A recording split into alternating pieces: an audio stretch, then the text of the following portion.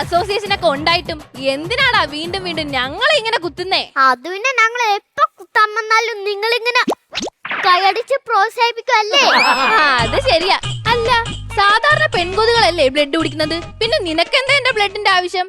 അതെ, എന്റെ ഭാര്യ ഗർഭിണിയാ. അതുകൊണ്ട് സാധാരണ മനസ്സിലാക്കിയ പുളിമാങ്ങ മസാല ദോശ ഇഷ്ടം. പക്ഷെ എന്റെ ഭാര്യ ഒരു കൊതുകായോണ്ട് അവർക്ക് ഇച്ചിരി ബ്ലഡിന്റെ ആവശ്യമുണ്ട്. അപ്പൊ പിന്നെ ഭർത്താവായി ഞാൻ ഇറങ്ങിയാലല്ലേ പറ്റുള്ളൂ. ഞാൻ കൗണ്ടർ അടിച്ചതല്ല, സീരിയസ് ആയിട്ട് പറഞ്ഞതാ. ഒരു ഭർത്താവിന്റെ രോദനം.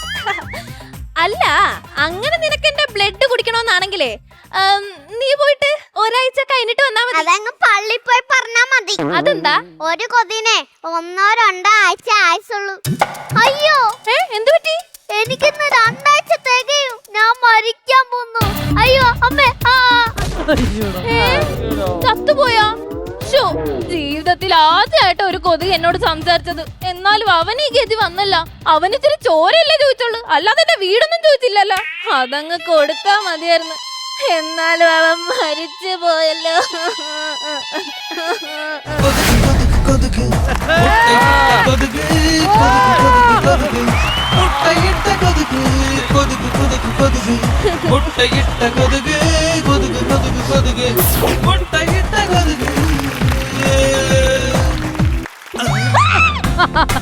അപ്പൊ നീ ചത്തില്ലായിരുന്നോ?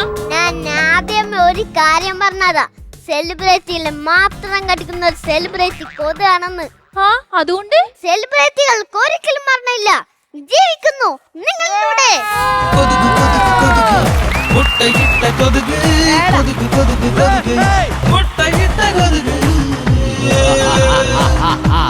I am waiting.